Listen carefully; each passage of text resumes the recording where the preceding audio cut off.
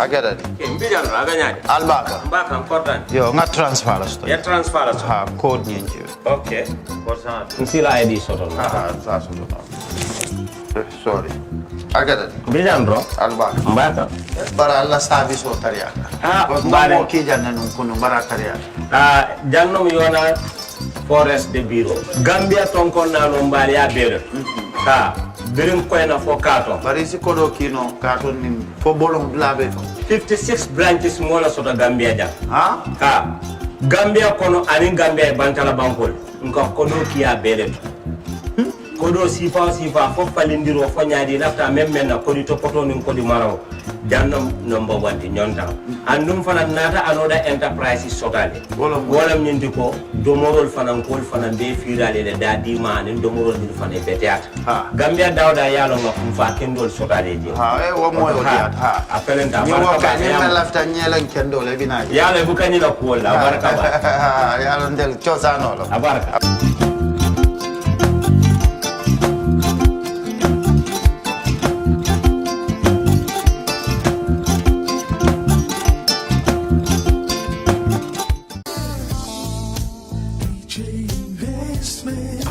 Of owning your dream homes, EJ Investment is here for you. Secure our quality bungalows with 2, 3 or 4 bedrooms, or our story buildings 3 or 4 to 5 bedrooms at very affordable prices with flexible payment plans at our Sanyang Seaview Estate, where you can enjoy the cool breeze with modern infrastructure such as tar roads, covered drainage system, modern electrification with street lights, gated entrance with security posts, and social amenities such as gas station, shopping mall, medical clinic, park, schools, children daycare, and a lot more.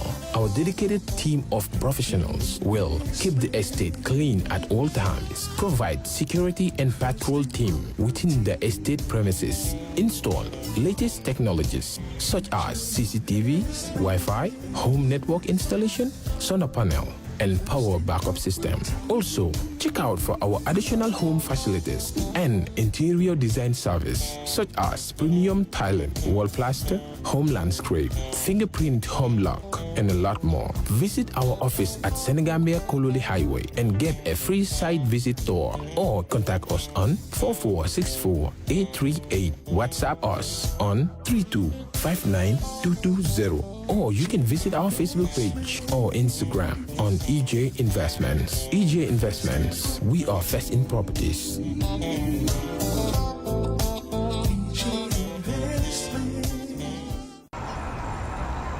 When we touch down, better broke down.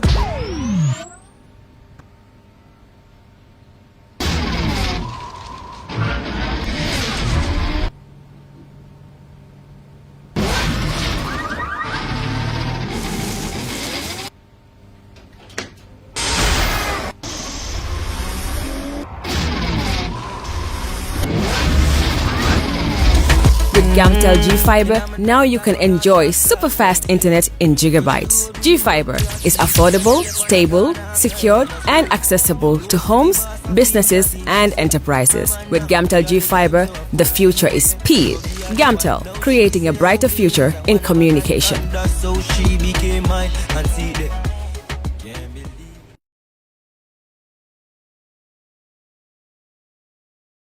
All right. Honey, did you remind him that the last time he sent the money, it was not enough to buy all the provisions? Oh, sorry, I forgot to tell him. Are you guys talking about money transfer to buy provisions? Yes. But don't you know about Baluo? Baluo? What is Baluo? Baluo is a service that your son can use to send provisions directly to you guys from the shop. And you don't have to worry about the exchange rate. Tell me how Baluo works. It's very simple. Just log on to baluo.com and shop, or download the app on your phone. You can shop on the website or using the app to buy online basic products for your family and friends. With Baluo, you decide what your money is spent on. Your money, your choice. Buy online products for your family and friends in the Gambia, Senegal, Nigeria, or Mali. Baluo, better than sending money.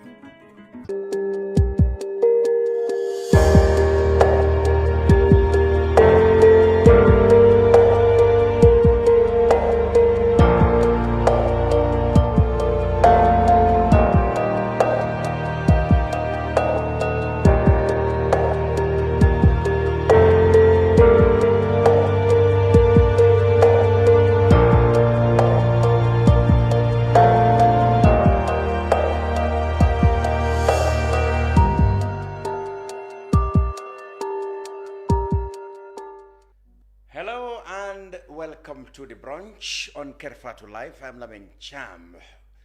Thank you all, wherever you are watching us from. Thank you very much for joining us on these weekly current affairs program. This week, it is Republican Day, if you like. It was this day in 1970 that the Gambia attained Republican status.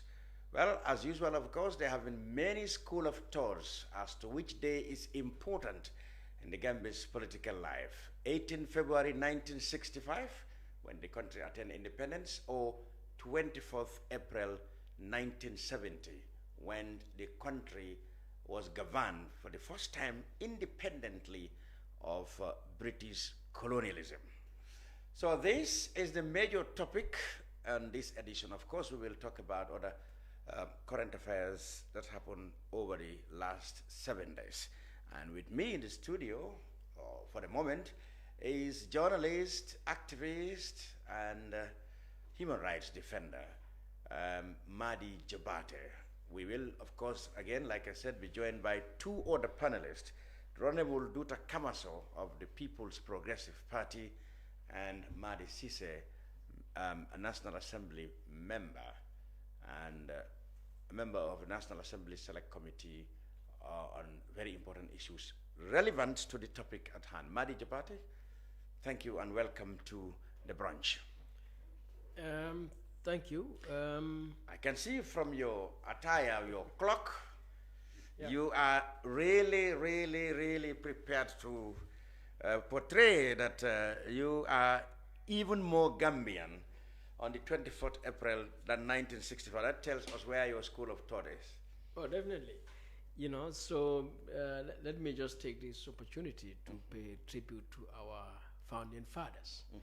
You know, Edward Francis Small, all the way coming down to Jawara, P.S. Njai, I am Gaba Jahumpa, you know, Reverend J.C. Fai, and many others, the trade unionists who struggled at the time, Jalo, you know, Mr. Foster, you know, and since then, compatriots who stood up to uphold the, you know, independence of the Gambia until today.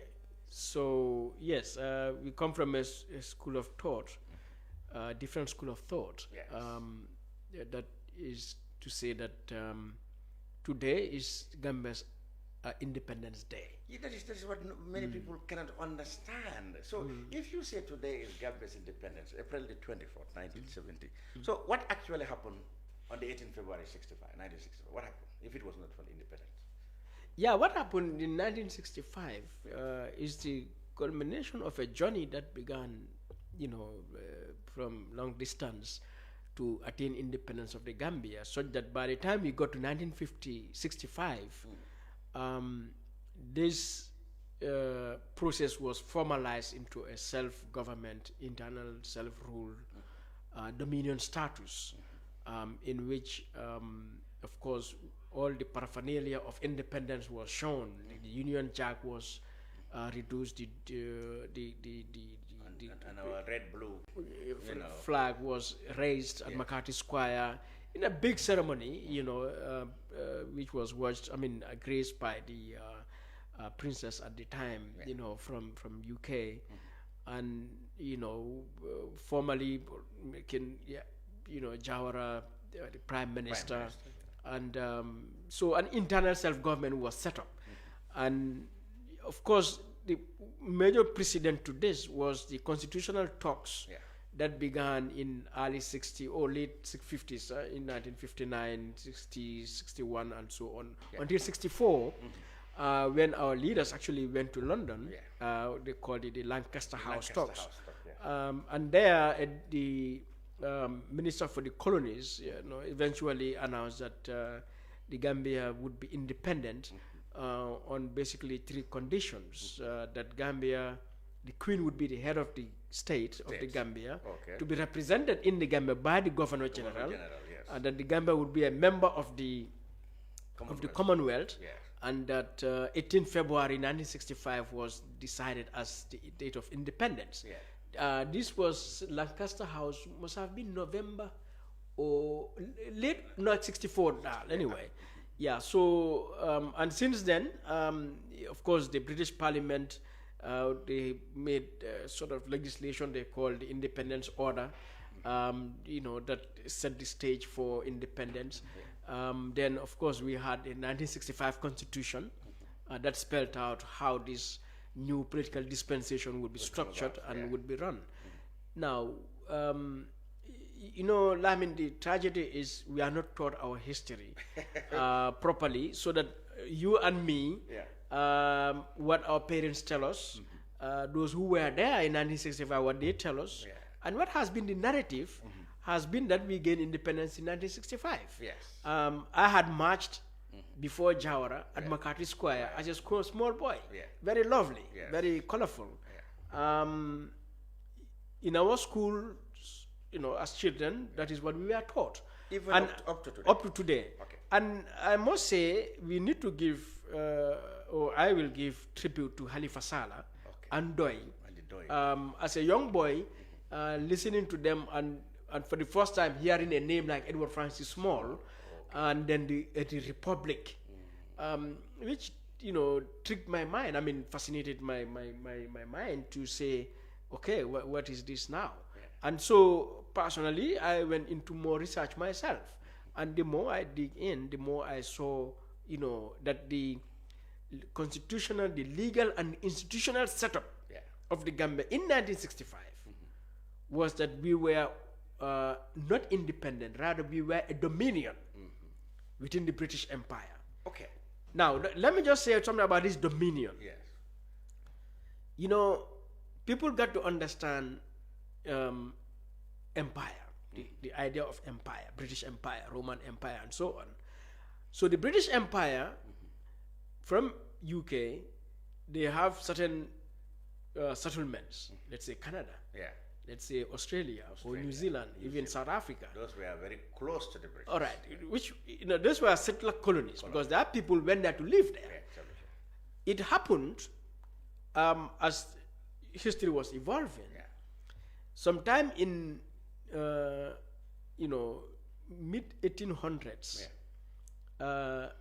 places like Canada, it actually began with Canada, that it was felt the current status could not obtain, especially when the US had independence already. And so Canada is over there, like Australia, like New Zealand, but directly controlled from London. As a member, as a part of that empire, as an overseas territory, directly controlled.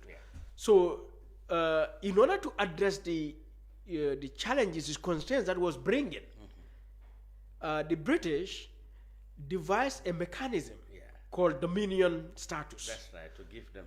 So that so they will remove direct control from London to a large extent, and allow the territory, the overseas territory like Canada, to manage itself. They will elect their own parliament. The majority party, leader would be appointed, by the Governor General. So the Queen, the monarch in London, would only have a Governor General representing her. Exactly. And that's the same thing that's what happened here. All right. So Canada was the first colony of the British Empire to obtain the dominion status, which became really good for both the UK and Canada, because it means there isn't that micromanaging anymore. But there's no complete separation either. There's no complete separation. There isn't a direct micromanaging every day. But Canada had a parliament. They have a prime minister, government. But that prime minister is answerable to the Governor General. So even though the Governor General, like the Queen in England, is ceremonial, but in many instances also, he had substantive executive powers. Now, that dominion status is what the British, after the Second World War, realized it cannot be tenable anymore to control these colonies just like that. So they began constitutional talks, independence processes for its non-white colonies, like the Gambia and in Africa. With Ghana, actually. So what happened is they managed this process so that eventually they will give us what would look like independence, but in actual fact, it is not independence. And if you want to know what that means, you need to read the 1965 Constitution. Of the You know, Gambia, because a constitution defines a country. It sets out the legal, the political, the institutional setup processes, structures of a country. So if you read the 1965 Constitution, you will see it very clear that still power is vested in London. I see. Yeah. So Jawara himself, when he became prime minister and we got that independence in 1965, going into his office thinking now I'm the authority in the Gambia, he realized, oh, in fact, I don't have power. I don't have power. You know, because if you look at the 1965 Constitution, every decision he takes is either to consult the governor or the governor would take the decision.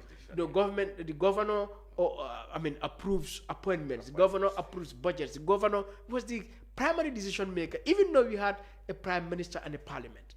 So when we got that independence, so-called independence in 1965, the governor at the time, 1965, was Sir John Paul. But if you go in the 1965 Constitution, it has stated there that the Queen would appoint a Governor General. So immediately, 1966, Sir Fariman Singate was appointed Governor General. Now, previously, like even in Canada, the governor would be some officer from London. Exactly. But it changed so that the Governor General now is one of your own. You know, so this is how the British were smart. You know, the colonialists have always been smart. So to manage us, yes, to placate any ill feelings with such kind of arrangement. So we thought that the governor was part of us. When actually he was ruled from London. So when Jawara himself noticed that, within 7 months, he called for a referendum. And that was on the 24th November, 1965. Exactly. It was said in history that 154,626 Gambians were registered as voters. 154,626. But only 93,484 actually turned up at the ballot box. And of these, they could not achieve this, two-thirds majority that was needed for the referendum to succeed. So it didn't happen. Exactly. But tell us, even Jawara mentioned this date, it was really a tumultuous day in the life of even his party. When the referendum failed in 1965. What happened? Because if you read Jawara's book, Kairaba, when he came to the realization that power actually was in London, and then he went for this referendum on the independence question, so that actual power would come to the Gambia and Gambians. Now, there were political wranglings at the time. We had political parties, we had strong political leaders, Gaba Jaumpa, Referent, Jesse Fai, PS Njai, and so on. So, because of, their opposition to each other, it was a difficult thing to get the referendum passed because the opposition, PS Njai and Co, they were promoting the idea that Jawara more or less wants to become king. President or king. Because their point is by going for a republic, Jawara would have given himself too much powers. And genuinely or not, that was their perception. And they campaigned on that. And Jawara had argued in his book that he had made it clear to the people and even to the opposition that his intention was not for power. He wasn't power hungry. Because if it was just for power, probably he would just let things be as it is. He was always on top anyway. All right, But that was it. And so it couldn't pass. And we had to take another 5 years until April 22nd for a second referendum. And I guess by that time, more awareness was created and, things changed in the political space. And the vote was obtained. The majority vote was obtained. Overwhelming. And then at that time, in fact, I think our Chief Justice was a British, Sir Philip Bridges. They announced the results, and on 24th, Jawara was installed as President of the Republic of the Gambia. Now, if you notice, until 1970, even Banjul was called Batos. The dynasty did not exist. Did not exist.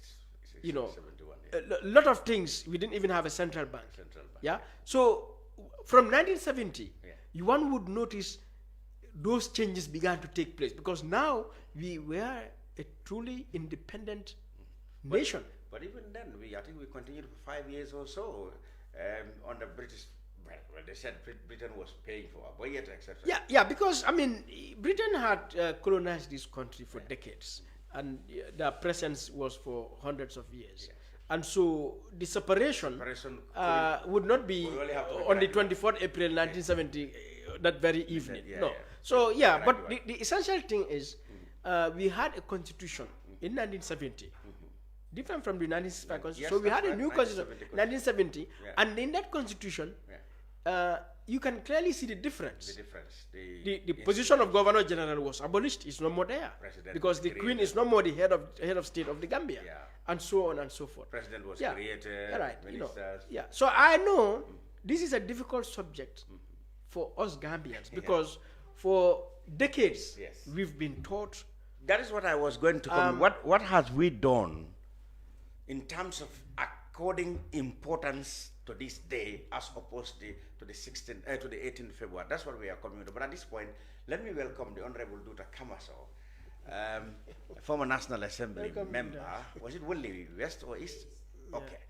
And now National President of the People's Progressive Party, PPP. This is important because we were talking about Jawara, and Jawara was involved with the PPP at the time. I don't know, Madam Kamaso, whether you may, of course, remember a little bit about the Republican Day, the 24th April 1970. If you do, where did it find you? Thank you very much, Lani. But before I start saying anything, I want to hail all the founding fathers. As Madi did, yes. I want to hail all the people, all our elderly people, our former executive and present, who struggled to get us independent, to make us become Republican. I thank Almighty Allah, and I thank them all. And some of them who are late now, may their souls rest in peace. And those who are with us, may they have a longer life. Amen. And by this you mean people across the political divide, whether it was PPP or not, Muslim Congress or... Yes. Where were you on the 24th April 1970? I was at senior secondary school. In Banjul, right? In Banjul, in Crab Island. And how did they feel? How did it feel? How did you feel on that day? Did you see any significance on that day that you can remember? Yes. What happened? Although I was young at that time, but there was a lot of jubilation. And I could see that, and I could understand that across the country, there was some feeling of happiness and jubilation. And the feeling because we were working towards self-independence. When you say independence, from 1965, that is independence from British rule. But self-independence is something else. And I think this day should be honored. And this day, Lamin, should become a national day. That brings to the question, why didn't your party, when it was in power all the while, did not recognize, do not give that date the importance it gives to 18th February? Lamin, let's go back to history and let's compare the past and the present. Now the world has advanced immensely. But at that point in time you're talking about, there was not much, like what I'm saying, development. Or awareness. Awareness. There were no internets. Even mobile phones were not existing. And people were not that aware. I was thinking simply, Jawara knew he became president actually in full control in 1970. Yes. He knew, he had the institutions of the government, everything came into place. In 1970 and 71, we got our own currency. So he must have realized that 1970 was actually when, truly he himself become president. So he should have given that day, one would say, more importance than 1965. I want to take up from where I found you and Madi. Madi, yes. Although we were self-independent, but still there was this British presence somewhere in the administration, and some influence, as I may call it. And I am telling you, Lamin, I said there was not that much awareness. Okay. Jawara single-handedly could not have done all those things you want to talk about. So you talk about how the day should have been celebrated. Now, on the Jammeh, of course... I am saying it should be celebrated. We should realize now that it should be celebrated. Yes. Perhaps starting with the Barrow government, because... Exactly. Jammeh, of course, because Jammeh, whether he knew or not, don't forget that Jammeh took this power by coup d'etat. Yes. So he was involved in himself and his governance system. Okay. All right. And he would not have given regard. Yeah. So we give the due where it is due. Definitely, we heard that among the political class, it is the people from Douta who which actually have always argued that 1970, the Republic Day is perhaps more important than 1965, or even not more important, but should be given its due as one of the most important days in our life. I mean, talking about Douta, don't think that because I'm from Woolly East and I'm related to Ceesay. Yes. But I have been observing all the political parties in this country. Yeah. And to be honest, I don't beat about the bush. To be honest, Douta is the most aware political party in this country. So it's no surprise that they realize it. They realize it. Yes. Much Yes. earlier. Yes. All right, let's come back to Madi. We'll come to you. But you didn't tell me, you didn't complete where you were on that day. How did you celebrate? You said you were in school. And I was in school. I was very young. I went along with the celebration. Which street in Banjo? I was at Gloucester, 38 Gloucester. 38 Gloucester. Yes, Okay. yes. So I went along with the jubilation as a youngster. I see. So, but then I went back to history, and I'm still reading history. Okay. So I have a gist of where what it's all about. At one point were you involved politically during the PPP days? I was not actively involved. Not active, yes. No, I was a hotelier by then. At the time. But I was moving. I had friends in the PPP, and I was moving with them. Okay.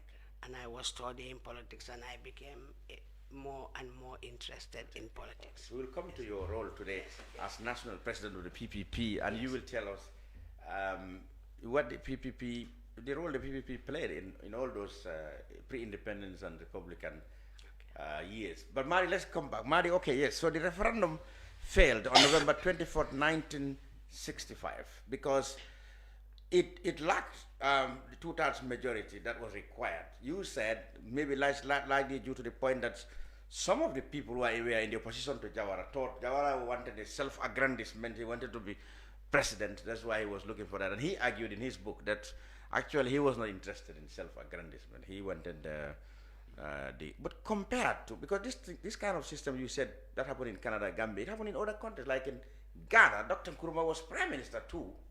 Yeah. So Ghana too, they have a similar scenario like Sere in Nigeria. So Ghana still observed 6 March 1957 as independence. But 1957, 6 March, only saw Nkrumah being made prime minister. Yes.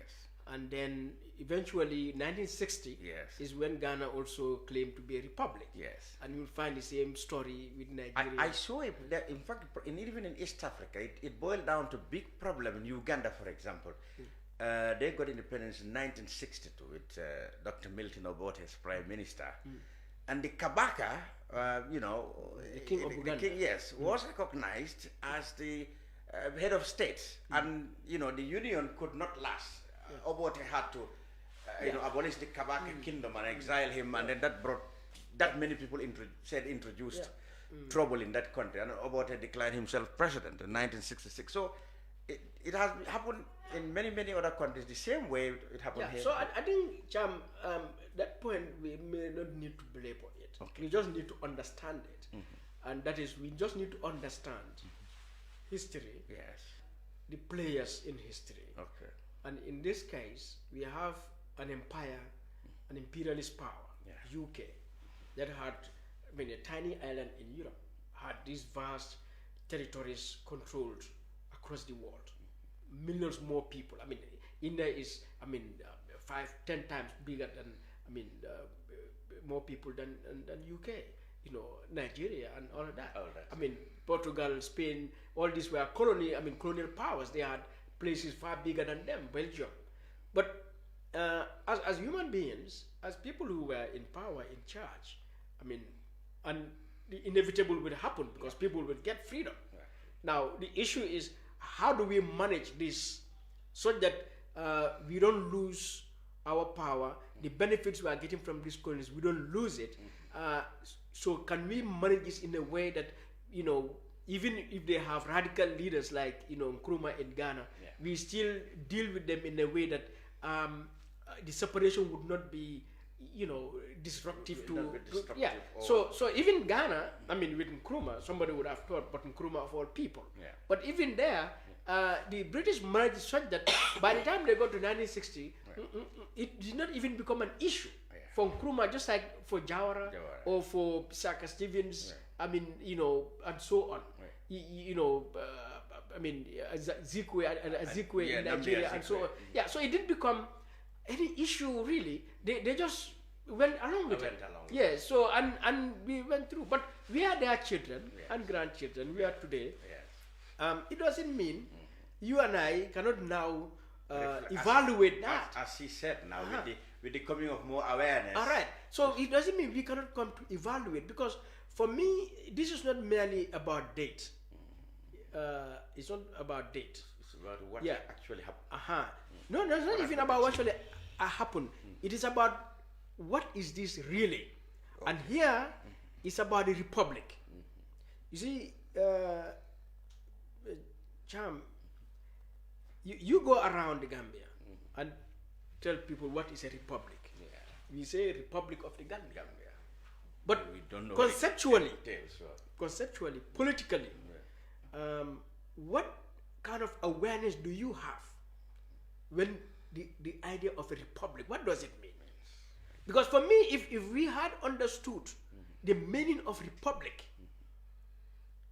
and position ourselves to achieve the essence, the value of a republic, I have a feeling strongly that we wouldn't be where we are today. Because we have a republic, but still, we have allowed, colonialism and backward, cultural ideas, relationships, systems, institutions, oppressive, exploitative systems to prevail, to dominate our lives. That in a republic, no citizen would allow that. You see? So for me, this is why it is so significant that we should go back to 1970 and begin the conversation and ask each other, when we say a republic, you are a citizen of the republic, what does that mean? If I may come in here, I want to come in here. Yes, Madam. Lami, we are talking about an era which at that point in time, we had quality education, but not quantity education. Okay. If you understand what I mean. Really, education was of high standard compared to today. Because even if you have to become a teacher, I can remember, you must produce a valid certificate. A teacher at high school level, for that matter, you must produce a valid certificate from either Cambridge or other higher institutions. Compared to today. I don't want to go into that detail much because I don't want to offend anybody. But we needed the British to help us in our governance process. we needed them to assist us with resources, which we inherited and is becoming a norm in the Gambia, because I can see we rely on donors, we rely on loans, because we don't have enough resources in the Gambia. If you look at the Gambia, groundnut was our major, crop that we produce, export.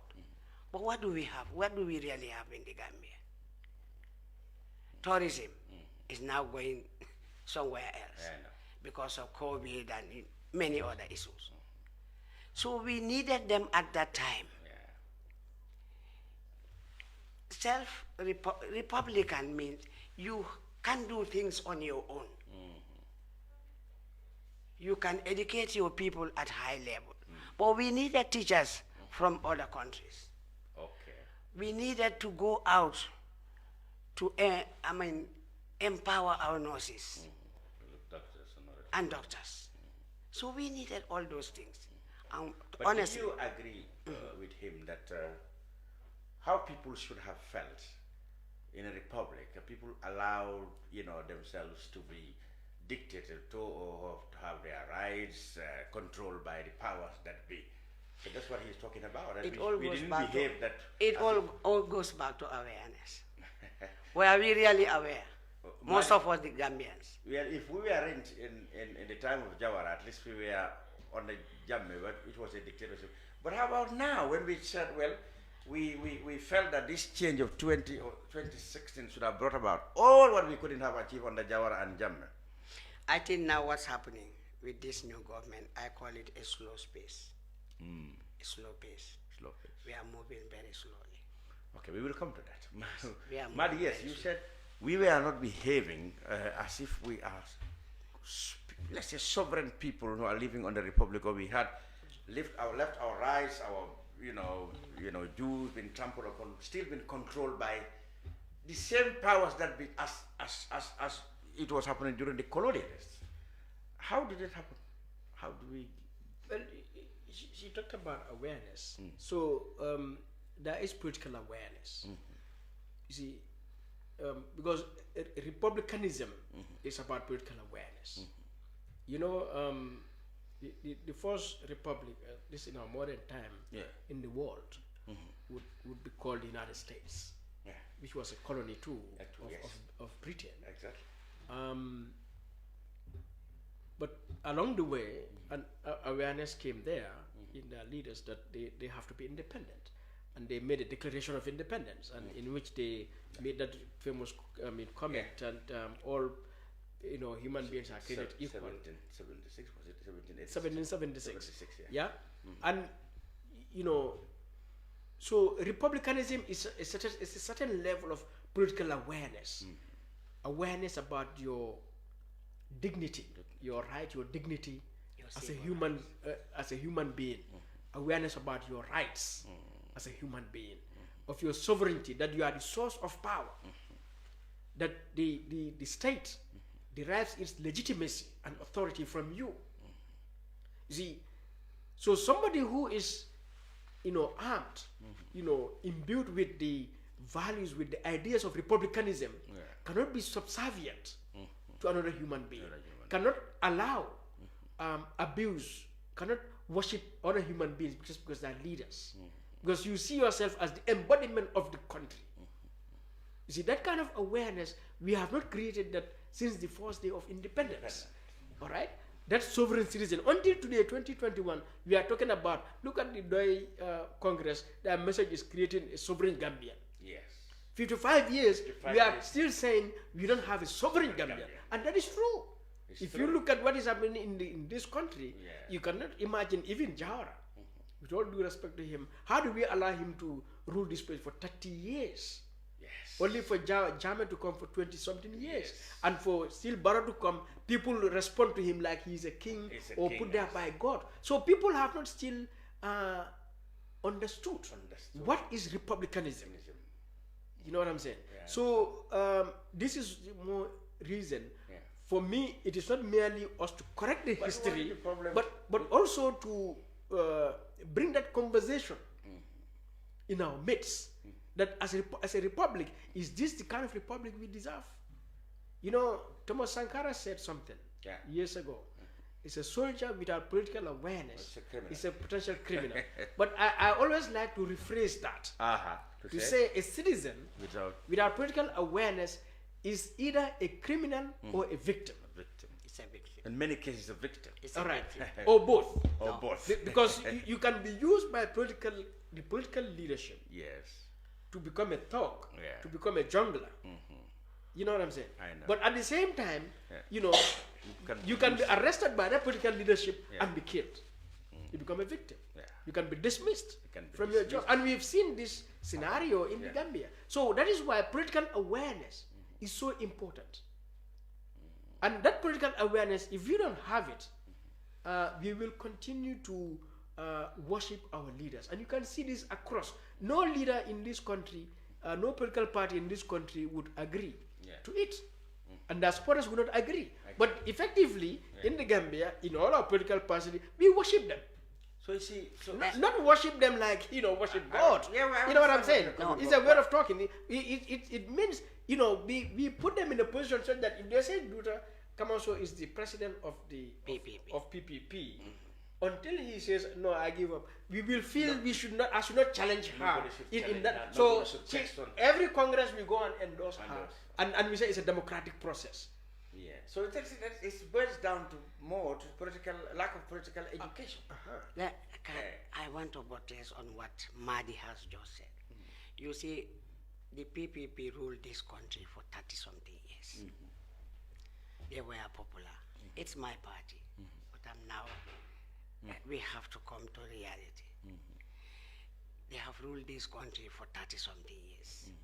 People have been saying, we are loyal, we are this, you know. Then came a regime that was under dictatorship. So people were scared. People were terrified. Nobody had anything to say. No one could even suggest anything. So everything died down at that level. Now we are at this present regime. I think we need to make all efforts, put all our hands together and rectify all our mistakes. Now, as Madi said, what I don't understand in this country is the lack of awareness, political awareness. When people support a party or an individual, in fact, I see that people support individuals, not parties. Because I cannot understand how you can be a party leader for so many years without realizing that Lamin can be a potential candidate who is a youth and can lead this party. But all these political party heads, they still were there. So they allowed how to call it? So the process is going on. Cult system in our politics. It is. We need changes. Personality cult. Yes, this is what we need to. And people need to become aware that I'm not supporting Madi because Madi is heading this particular party. But I'm supporting Madi because I believe Madi has the potential to rule this country for the benefit of all Gambians. Okay, so Madi, is it not also because of our blindness or partisanship, you know, like she said, that nobody among us or among the past leaders rose up to defend the Republican status? Like we all see our parties and we don't see beyond the parties. So we lack patriotism and nationalism that would have promoted, you know, our attitude to, you know, under a Republican state.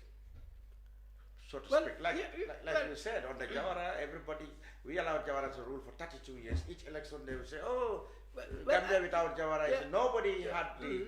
Well, I've seen that, and I mean, some is a partisan thing. I have engaged with, for example, some PPP people.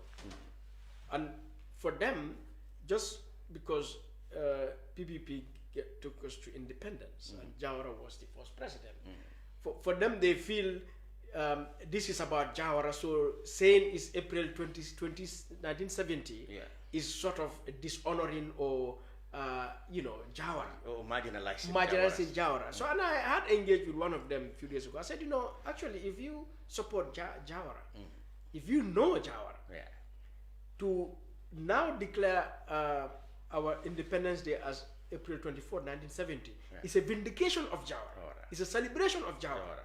Rather than yes, it's a completion of the task that he set himself to do. Is to now, complete it in the minds of our people. And I have argued others from other parties and the generality of Gambians.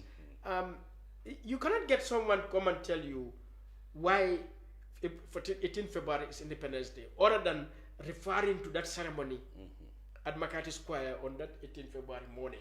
And since then, the narrative they told us, what our parents tell us, what we have read. But you wouldn't get any one of them say, okay, let's go to the laws that were established in 1965. Let's go to the institutions, to the processes, to look at what those laws, what do they tell us? Because ceremonies are fine. The fanfare is fine, right? And what my mom, my dad told me, and what we've been socialized over the period is all there, fine. But let us go back to the core of the issue. What was the constitutional, the legal, and the institutional setup in 1965? Let us debate on that. It was all. We remained purely a British colony. Yeah. So 1965, if you look at the constitutional, the legal, and the institutional setup, you realize that Gambia was not independent. But 1965, 18 February, is significant. We are not saying it's insignificant, we brush it aside. A journey started for our liberation. You can go back all the way to 1917 or 18 when E.F. Small was talking about no taxation without representation. We went through a process. So it was a milestone in the entire process to get us liberated totally from the British. Yeah, we cannot ignore. But then, in terms of tangible achievements, you would say 1970 absolutely was the year. And that goes for every country. For every most country. British countries. I talked about the US here. They made that declaration that 1776, 4th of July is the Independence Day. But before 1776, 4th of July, you will find a lot of antecedent events. Yes, that lead to that. Very significant events leading to that particular declaration. But that declaration was the defining moment. So we also had a lot of important dates. 18 February is there. But if you compare the two dates, the defining moment, as you would say, is April 24th April 1970. And it is not strange for this country, if I were a National Assembly member, or I was in any government, and as I'm doing right now, building the advocacy, the awareness, that I'll put a private member's bill for changing the date of Gambia's independence to April 1970. Wouldn't that be controversial? No, Lami. How would you agree I want with to that? come in there. Would you agree with that? No, I don't. You and the National Assembly. I wouldn't agree with that. That is too controversial. Why? Every journey starts somewhere. Yes. The 1970 you're talking about started in 1965. Before that? Before that. Yeah, before that. If we didn't have independence, we would not struggle to Republican. And I want to go back to where he said some PPP members see Jawara as this. No, I disagree with him. We can never forget Jawara. Yeah, he's not marginalizing him, but he's trying to say that in fact Jawara became Jawara truly in the actual realistic terms of the word. 1970. That was in 70 because yes, between 65 to 70 he was because that is where we now represent our country and make the name around as the legitimate and that is important for the PPP because it was the PPP party that had Jawara in that position. So he's trying to say, rather than disagreeing or being offended with that, the suggestion to celebrate 1970 should be even more appealing to the PPP people. It is very appealing to us, whether Madi knows that or not. That's why you have members in the National Assembly. I hope they will put together a private members bill, a bill to change, to establish the true date of independence. 2 months together is better than one. You're giving us food for thought. You are giving us food for thought. In celebration of Jawara. Yes, yes, I think Jawara. Not Jawara, in celebration of PPP as a political party that led us through. All of that is fine. Yes. But I mean, we'll come to that. Now, I want to still go back because we talk here about how Jawara himself failed to give or accord, the recognition or the significance that April 24, 1970 deserved. But then we had a completely entire kettle of fish from 1994 to 2016, when we are told that in fact neither the 18th February nor the 24th April was important, but July 22nd. Excellent. So where do we stand on that, Madi? Where do you stand on that? Well, Madi would not have said anything at that point in time. No, I must comment. He would not have said anything at that point in time. Listen to Madi. No. Well, I don't know what you mean. I wouldn't have said anything. Because we were under dictators. Okay, but you know what I'm talking about. We all know what I'm talking about. No, what I'm saying, we are not talking about the time now. We are saying that, well, what do you think, about people and the very suggestion that July 22nd was even our day of independence rather than... No, somebody made it more significant, which was President. Well, we'll come to you. I have never recognized July 22nd as anything other than a day of infamy. Yeah. Yes. I don't celebrate it. I went to my children's school. I told the headmaster, my children, even though some were prefects, never put them on a march past for July 22, or to stand on the highway to welcome Jammeh, or to go to Kanilai. On July 22nd. On July 22nd. So for me, it was a very insulting day. That is what I have lived through for the 22 years. Yes. So even if you have not mentioned it, I think we should not even put it on the table here because it is such but in any case, that is my position about it. And that was that was just a political propaganda. That was an antithesis to our Republicanhood. Oh, okay. July 22 was a reversal. If anything. Of our republic, of our sovereignty, of our dignity as citizens. If anything, Yes, and so that is it. But I mean, I think he said it will be controversial. I don't know how. It is not strange for countries, for people to change. Yes. We have, in fact, countries in this world that change their entire name. Yes. Iswana, right. And in our own case, Burkina Faso used to be Upper Volta. All right. In our own case, it is not strange because we changed Banjul, the whole the capital city's name from Batos to Banjul. So in the same spirit, we can. Right. So this is not anything strange. Yes. What it requires is how conscious, how sober, really, how mature, serious are we as a people? Are we to evaluate the 2 days and say, well, actually. In fact, 24th April should be considered independent in the true sense of the word. So well, that lack of majority will make the thing a bit of a controversy in national. It will be very. I know it will be difficult. It will be difficult. Yeah, because even before it gets to National Assembly. I mean, I've written about this before. Yes. Facebook comes in the wall. You had the backlash. Right. Even before Facebook came on the wall. If you go to your papers, pages of Observer in those days, I had written articles. I've spoken about it as far as I can remember. All right. But even today, I'll put it on Facebook. Yes. Most people disagree with me to the point of even insulting me, as if this is Madi's day. Madi's day. I mean, and I have not seen anyone.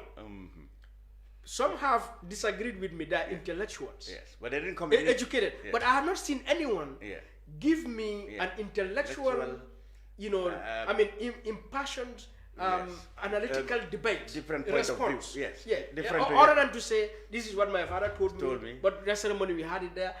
And I have given facts based on law. You understand? Yes. But I have not seen yet any Gambian who challenge me based on facts, or who had advanced a better argument, in favor of 1965. in favor of 1965 as Independence Day. I mean, that is shameful. That is shameful for a whole country. So I am. Let me make it a declaration here, Cham. I challenge all Gambians. That will make your job. That all the more difficult to get a private bill to get this. All right, fine. But I hereby challenge each and every Gambian who strongly believes February 18, 1965 is our date of independence to a public debate. Really? Yeah. I will at a place and time, and I will take care of cost. Good.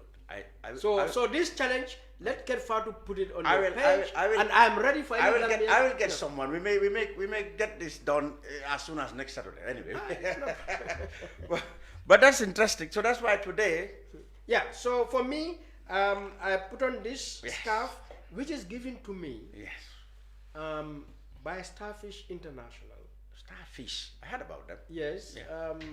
An entity based in Lamin, led by our great sister Mam Yasin. I've seen them on TV. Yeah. Very impressive. Right. Or the people who always have flags everywhere. Are they not the people? No. This is a sort of. It's an entity dedicated to building our people, particularly our young youth. And so they donated this to me. Wow.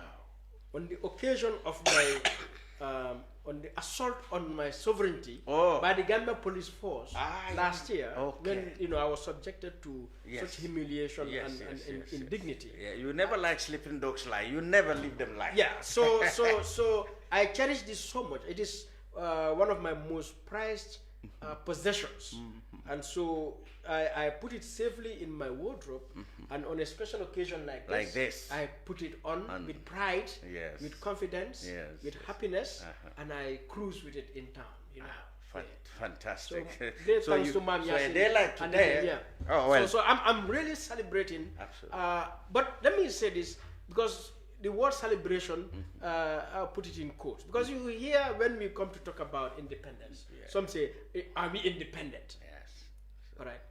No, we are independent from 1970. We are independent like how UK is independent, like how France is independent, like how Russia is independent, or United States is independent. We are independent.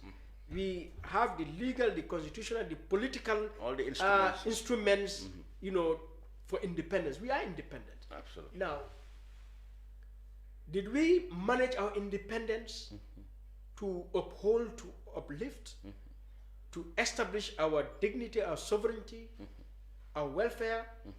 We can debate that. So we may have failed ourselves, we may have mismanaged ourselves, but we are independent. Even if we depend on charity, even if some power out there, they are controlling us, they are but that is because we took that choice. I see. We decided. It to is be not poor. imposed on us. We accept it. Yeah, we accept this poverty in the Gambia. We accepted it. We created it. Because Gambia is not a poor country.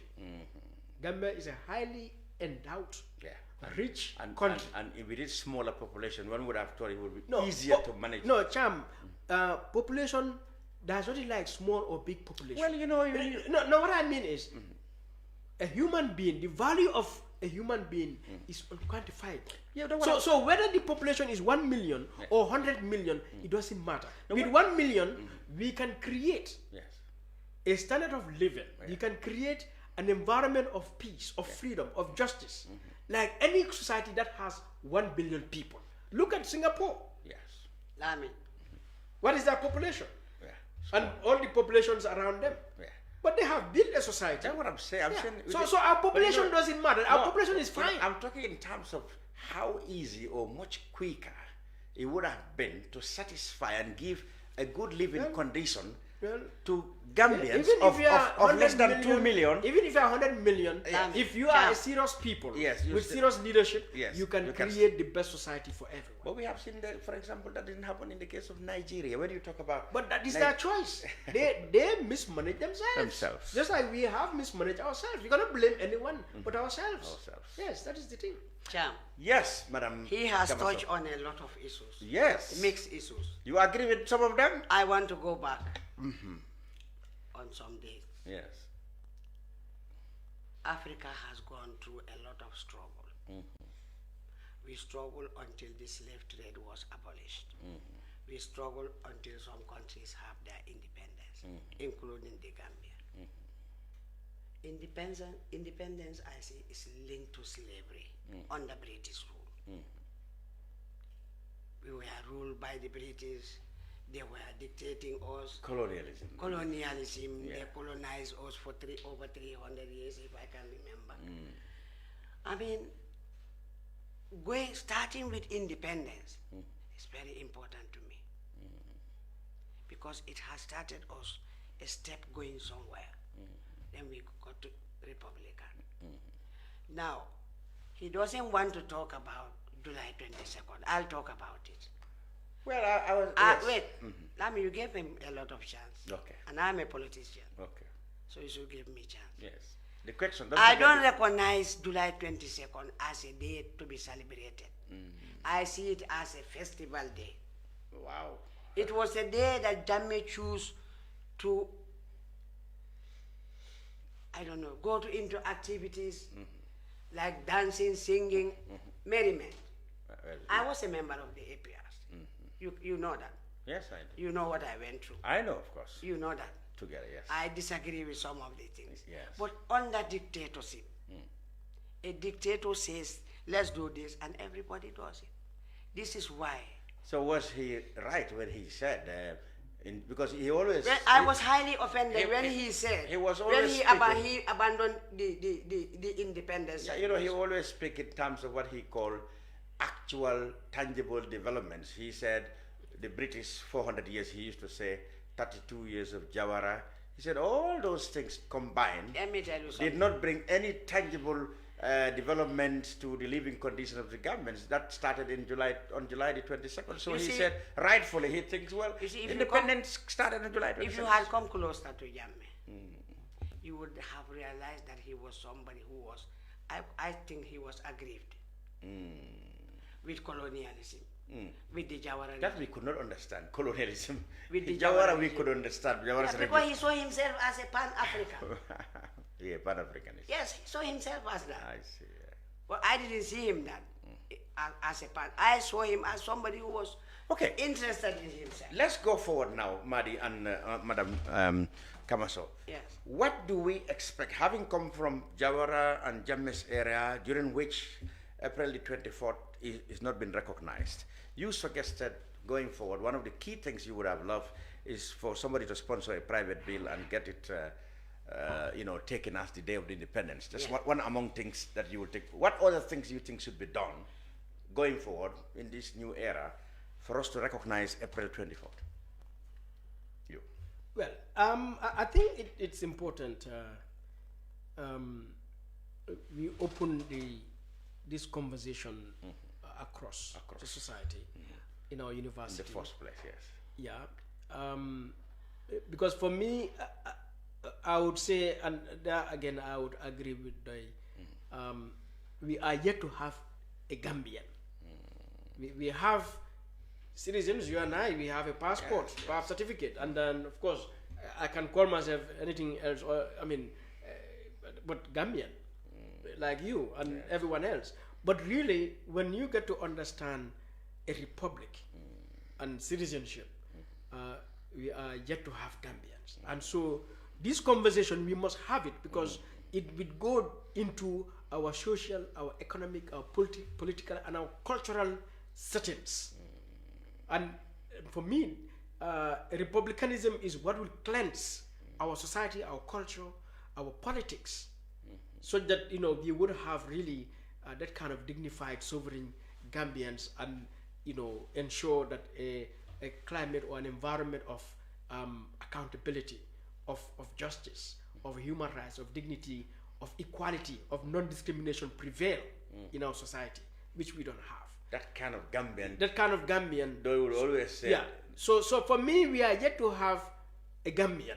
We have people in the Gambia. We are all citizens, and this somebody cynical may disagree, fine. But I know what I'm saying, and some may understand me. So, but also it is important for our political parties to take up this issue. Today is Independence Day. Did PPP issue a statement in honor of 24th April 1970? Not just a statement, but what other activity has PPP organized? UDP, DOI, NPP, GDC, and so on and so forth. so that they recognize. In some other countries like Ghana, at least they declare this day a holiday, a public holiday. Yeah, they are a public. Yeah, this day has come. Midnight yesterday, we did not see the president make a declaration, a statement, public statement in honor of 24th April 1970. Yeah. So these are the things that you want. We need to do. Yeah. But of course, I think we need to change our laws. When I made my submission to the CRC for the draft constitution, it was one of my first points in my submission that in the constitution we should make it there that the Gambia is a sovereign republic that gained its independence on 24th April 1970. Constitutionalize it. I didn't see that bit of the draft, but I know. Yeah, of course, I think they ignored that. But in any case, this is a matter. If I would go into the National Assembly, this would be top in my agenda. Okay. If I am to serve in any position in this government where my decision would matter, this would be one decision I'll bring to the table. Good. Before until the rest of my life. Before we change the topic, Honorable Kamaso, what would are you in favor of Madi's suggestion that some action should be done towards recognizing this day and replacing it with 18 February as the day of our independence? Yes, Or do you find the topic too far-fetched? Yes, You agree? Yeah, but I want to take it further. I think we should, this is a national issue. We should bring together all the political parties, the National Assembly, the judiciary, the civil society. We dialogue on this issue, disagree to agree, and make it a national thing. Now let's talk a little bit about Madi and Honorable Kamaso. I don't know whether, of course, being in politics, you must be following everything that is happening. Okay, one topic I wanted to talk about, of course, the Honorable Madi, Ceesay, is not here. He and his cabinet, rather his subcommittee, were invited to talk about the election bill that is coming before them. That's already before them, I guess. People have been forming opinions as to whether the controversial bit about diaspora voting should be in or not. I mean, the Independent Electoral Commission argued that there is no provision for a constituency other than the existing ones. If that's going to happen, there has to be a constitutional amendment to provide for constituency for diaspora. We understand from the National Assembly members, some of them said there is already Section 50, which said the IEC could do basically anything they want. So there is this debate as to whether there is even a political will on the part of the government to have the diaspora registered and vote. What's the position of your party on that, the PPP? We are working with the diaspora. We have some members in the diaspora. What would you? But my own opinion, my candid opinion, is it organized for the diaspora to be able to vote? Yes, the legal. What has the Electoral Commission put in place for the diaspora? They have done that. They've said they have prepared a team will be going. They will be going. Yeah, a team will be going to register them. They will demarcate. You know, they cannot, of course, go to everybody. They were here. They said they cannot go everywhere in the diaspora abroad. But they will have to either even in the Gambia here, they don't go to everybody's house or everybody's streets. There must be registration centers. So there will be places, big places in the countries that there are believed to be more Gambians or many Gambians, and then they register them. So as far as the IEC is concerned, they are ready. But the legal framework is not there. So I think we leave it for the legal framework to be completed, and we leave IEC to complete their job. Okay. Now let's talk about Madi. What's your position on that before I deal with PPP matters before we move on? Well, I think the Constitution allows all Gambians to register to vote. Exactly. But of course, the Constitution also has established the number of constituencies. Yes. And apparently, registration is based on those constituencies. Exactly. So if you are gonna have, yes, let's go ahead. you know, diaspora voting, you know, it would require that you create constituencies. Yes. Otherwise, those in the diaspora would have to register in the name of the constituencies from which they come. Yes. Okay, that's something that has never been floated. Yeah, because that has never been floated. I see it, and because I have a mixed feeling regarding creating a constituency, I mean a seat in the National Assembly for diaspora. Yes. I think I read that the IEC said, yes. You know, they are going to create 4 constituencies for the diaspora. Yeah. I understand. Yes. You know, so sometimes I wonder these 4 constituencies, how feasible, how realistic would they be? Yeah. All right. You know, all right. But on the other hand, as I said, it is a matter for us to say, look, in the absence of not doing constitutional amendment, because that would require constitutional amendment. Yes, can we say, if a government in UK, you are from Brufut, that constituency, you are going to register in Sanimentary. Yeah. If you are from Boraba, it's Upper Fladu West, I'm going to register as a Upper Fladu West. Oh, I see. So we have to find a way to make it happen. But I strongly hold that Gambians outside the Gambia should have the opportunity to register and to be able to vote and to stand for election, you know, in this country. And we should not allow our existing laws to you know, constrain us. You know, let us look at our laws and the institutions and structure them in a way that is fair and just to enable every citizen to enjoy their rights. And so for me, right now, to initiate a constitutional reform in order to capture those diaspora constituencies is an issue. We already have the election bill in the parliament, and I don't know when they are going to pass that, you know, parliament. I mean, that bill. All right, and election is December. Yes. Yeah, and so if they have disagreements with the election bill, most likely it won't be passed. All right, but even if it is not passed, it should not hamper, it should not deny diaspora voting. And so for me, the only way out for diaspora voting is register the people in the diaspora based on their constituencies. The constituencies. It does seem to make, but that's an idea that has never been, like I said, but we are pleased that we have the Honorable Madi, Ceesay, the National Assembly member for Sere Kunda West, who is also a member of one of the committees that were joined together, you know, to engage stakeholders as to how to make the diaspora voting possible.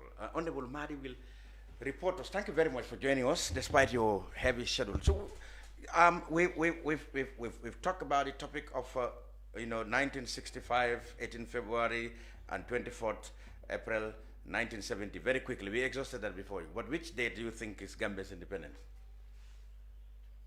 Well, very quickly. I would take the 18th as independence, even though the February one of 1970, was it 70? Okay. That was a Republican. Like today. Yeah, there was the Republic, and the agreement is in 1965. Yes. We still have Queen's representative here. Yes. That's the agreement of those who think. Yeah, like people like Madi. This is how he dressed today. Yeah. He's a very Republican. He said today should be the independence. In fact, before you came, he was suggesting rather, boldly that he would recommend a private bill in your National Assembly for somebody to, for the country's independence to be changed from 18 February 65 to 70 April 24. He's more than welcome to do that. That's far-fetched. He's more than welcome to do that. You think in today's parliament that will be even entertained? Well, I know it will get to a stage, but then I really don't see how that bill will pass. We will stick to our 18th February. With people like you who really favor 18th February, I don't think it will go anywhere. Well, I don't think so. All right, but please tell us, you found us on the topic of diaspora voting, and many people believe that the IEC is more keen and more prepared to see it happen than even government. We should have come with legislation or guidelines much earlier than today. That's quite correct. That's correct.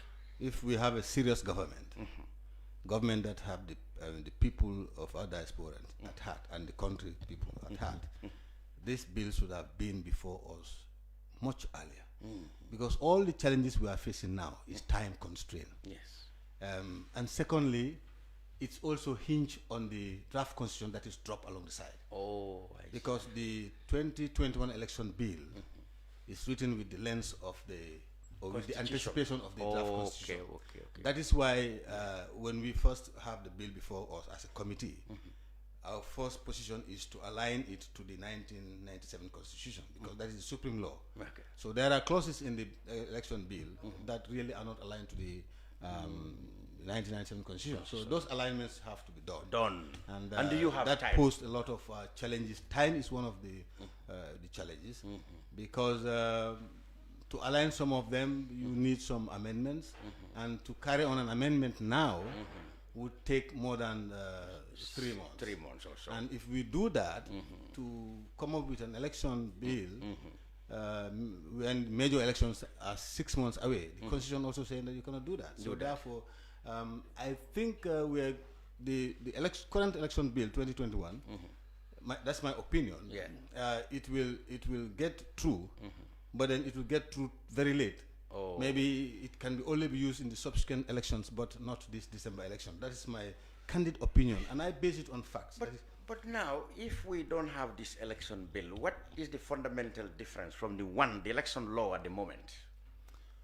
Well, laws are made to improve on them, just like the draft was promulgated to definitely improve on the current 1990 of the other one. Yes. So this election bill would also have made a very good improvement on the current election act. In fact, even before we move with this scrutiny of the bill, we first invited the IEC to ask which of the laws are they going to use to register, to start with the registration. And they said with the existing laws. So you see, those are all the challenges that is before. But I think the bottom line is this bill should have come much earlier. Then the issues could have been tackled and time would not have been a constraint. Well, if what you are suggesting that the bill may not pass in time for this election, Madi, it defeats the purpose of... even before it comes, the practicality is we are now scrutinizing the bill. And by Tuesday we'll go countrywide for public hearings. And the next ordinary session is June. So you see the thing. Unless if the government is really serious, they can come up with extraordinary. And if they should come with an extraordinary now, well, perhaps. But we are a member of ECOWAS. ECOWAS has a protocol of elections and government. And it states that 6 months to the election cannot change. A major change, except all the parties agree to, Right? So it is before them. If all of them agree, so they can call that extraordinary session any time. And then go on and then do so. Because by the election is December 4th. So meaning counting back, latest by June 30th, probably June 1st. Any changes would not meet good governance standards. So, but if they all can agree and make the change, they do so. But I just have issues with this issue. We had the Election Act, the NGO, the decree, elections decree.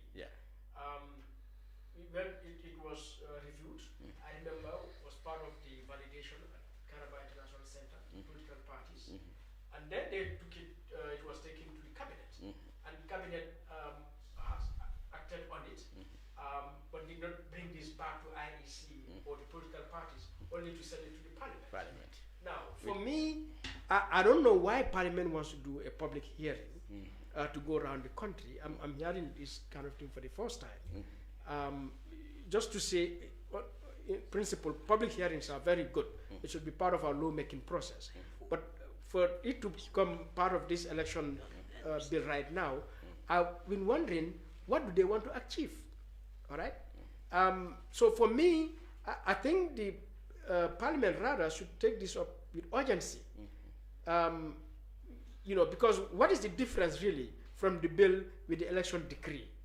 I know we had talked about, let's say, nomination fees, registration of political fees, parties fees. All right. And they also have been reduced. If they agree on those things, clearly specify spot counting to make it even more, entrenched down there, and so on. Why the public hearing? They're the political parties, they're the primary electoral stakeholders, all right, with the IEC, and we went through a validation. If that is the case, why would they send this to the public again, only to rewrite the whole thing? So for me, it's a waste of time, it's a waste of resources, and it really doesn't show that the National Assembly is taking this with the urgency it deserves. Madi? Well, I think he needs some clarifications. Okay. The bill went through the first and second reading, and the process of coming up with a law, the Assembly Business Committee can either commit the bill to committees for scrutiny, or to the whole House. It happens the ABC has committed this to the joint committee of one on IEC and one on constitutional matters. And once it is submitted to a committee for them to scrutinize it, it will be very unfair to us to limit the scrutiny within the members alone. So we have to look outside the members, because we are not expert in everything. Because it is before us for scrutiny, and we should report back to the plenary, which is in June. So there is no urgency as far as the committee is concerned. But registration starts on May the 29th. Yeah. That is why the IEC said they are going to do the registration with the existing laws. So for us, we are just doing a normal thing. It's committed to the committee. It has not come with any urgency. If government has brought this bill with urgency, we have to do something about it. But we have to follow the process. We have to follow the process. And the issue of saying that for a public hearing, you think it's a waste of resources. How do you want to go about that, for example? You're going to Mansekonko, Georgetown, or you go to every village in this country? No, we are not going to every village. The plans are we will go to every region, at least have two in every village, in every region. Yes, and then including the Greater Banjul and yeah. We are doing our scrutiny, and we are not even leaving. Even the civil society are going to be summoned to the assembly for the same process, and a lot other people. So we, as a committee, we are doing what we are assigned to do, to scrutinize the bill, and we cannot do that alone. We have to interact with stakeholders. That's why we started with the IEC, then the Justice, Foreign Affairs, Finance. These are all, they all have linkages to it. So he has a right to his opinion. Yeah, definitely. He has a right to his opinion. So as I said, in principle, that consultation, in lawmaking, is what we desire. All right.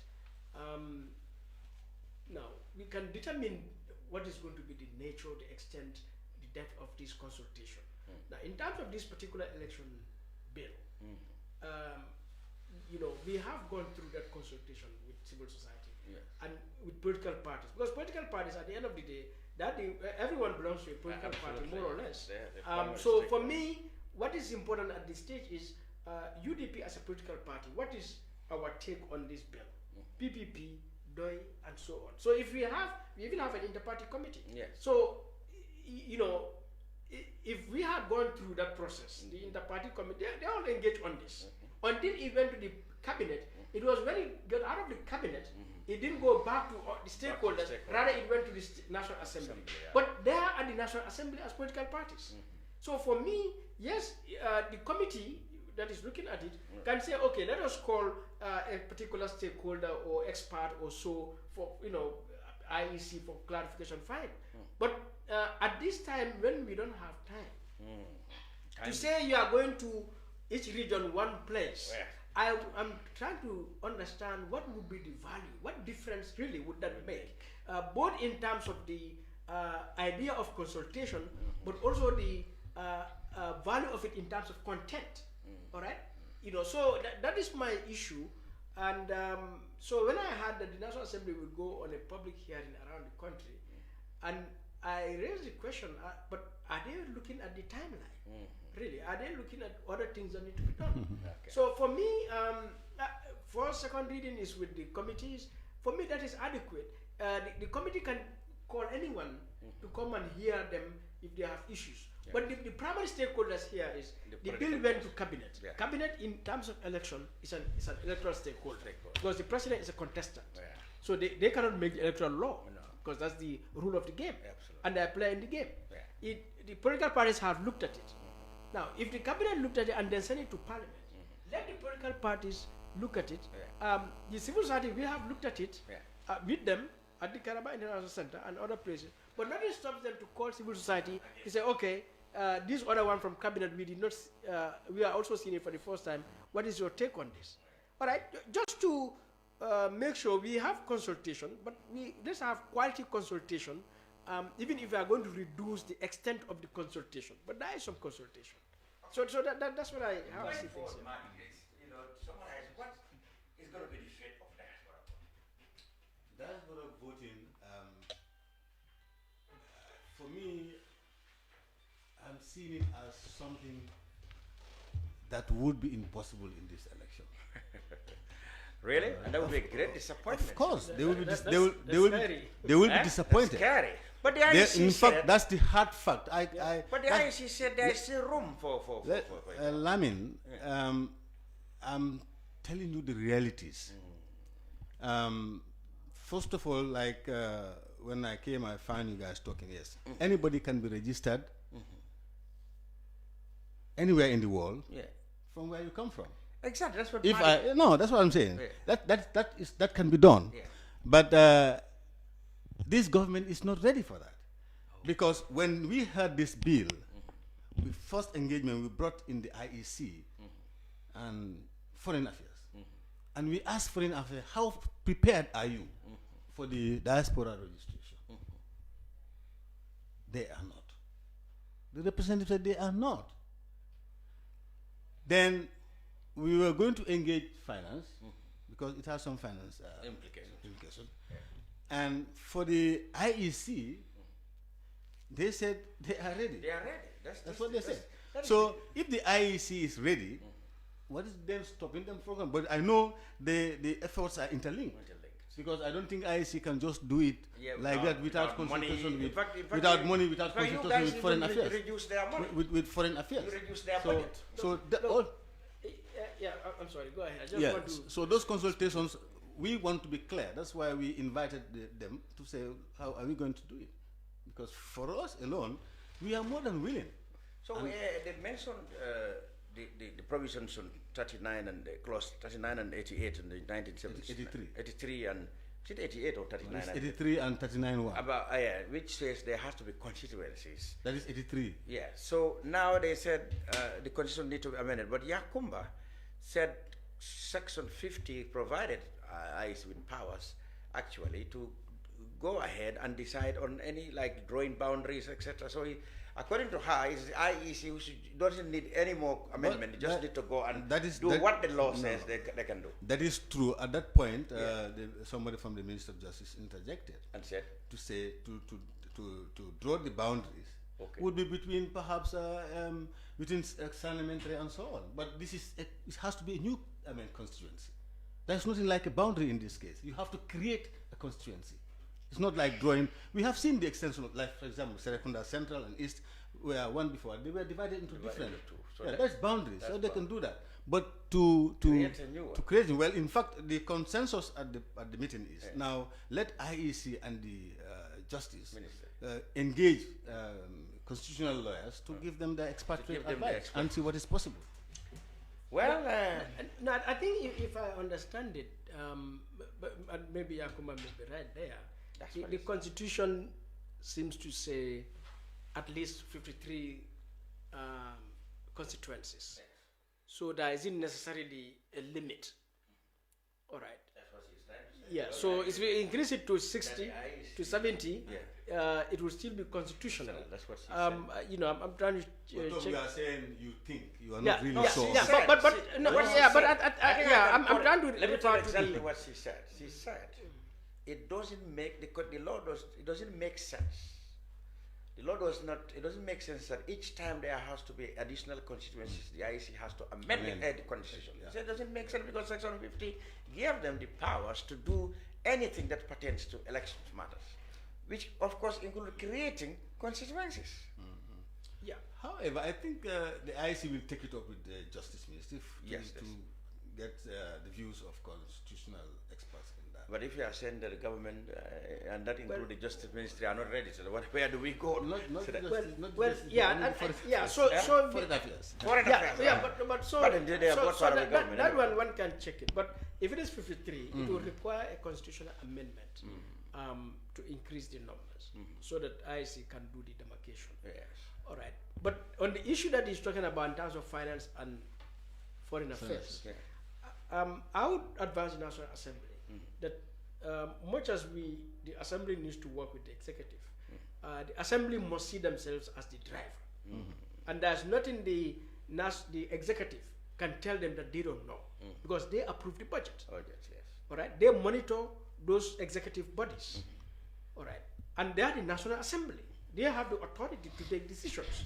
So let National Assembly not sit there taking all sorts of wild words from finance or foreign affairs. Let them give a directive that let this be done. All right. What is important is, are the resources there? They are the ones to appropriate the resources, and they do so. Look, when we were going to elections, Americans were going to their elections in this last election. All right. In November. Yeah. I mean, I remember on this issue of mail-in ballots. Yes. The Congress called the Postmaster General to tell him, do this. Exactly. Yes. And do it efficiently. And we will provide you resources. And they provided resources, and they did it. Exactly. Because otherwise, the reason finance and foreign affairs are given, is it really genuine? Is it driven by some other interests? And they can be politically aligned. And we cannot sit here for executive members who are supposed to execute the law to continue to give us excuses. Because the Gambians in the diaspora are bona fide Gambians like you and me. They have a right to vote. And it is long overdue. 50-something years of independence. They still cannot vote. And we still sit here giving excuses. Suppose it. So National Assembly should stamp its foot. Stamp their feet and ensure that the diaspora vote. Because there's absolutely no reason. We have embassy in UK. We have embassy in US, in Senegal, everywhere. I mean, let them get to work. Absolutely. You know, I mean, if they are allocating a huge amount of resources to the executive, I mean, let them take the resource and put it where it should go for the the upholding of the rights of Gambians. Actually, nobody is disagreeing to that. The fact of the matter is we are scrutinizing the bill, and we have to listen to people. We have to raise questions and get answers. Raising questions and getting answers does not mean that is the bottom and the final of the thing. Our responsibility here is to scrutinize, and we want to hear from everybody, and whatever they want to say, we will not rubbish anything. They will tell us whatever they want to tell. You can tell us what all your nonsense is, we will take it. But then what matters finally is our report. But the thing is now, this diaspora voting has been raised since, I think even the IEC in their previous, how to call it, election calendar, they put it there. Yes. So then at the time, nobody realized that this legislation had to be in place up to now. Whose fault is that? The parliament or the or government? You see, or all three. This bill should have just come much earlier. But whose fault that it didn't come? It should come from the to the executive. The bill was with the justice. When the IEC, I think the process is not even. I think the process is the bill. If it is a government bill, it has come from the justice. So if it didn't come, it's a process where it begins outside the parliament and ends in parliament. So the time it arrived in parliament is very bad. Yeah, absolutely. It's very bad. Was it deliberate? Well, calculated. I would say yes. I would say yes. Okay, I expect you to say that because.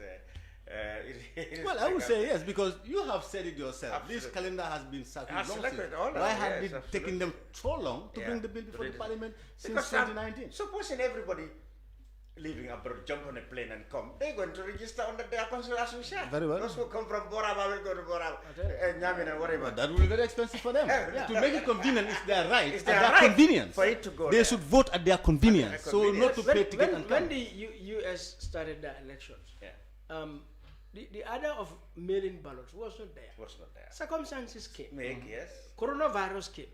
Yeah. Majority of the people voted. Even inside America, they rather post their ballot than to go and cast the ballot in the voting center. Yes, all right. So if we get to this point, with technology, with all of this taking place, are you saying we cannot do this? No, the thing is, of course we can do it. The problem is the political will. And you know, if you remember, since 2017, this thing has been talked about. I remember even the president saying the diaspora is the 8th region, isn't it?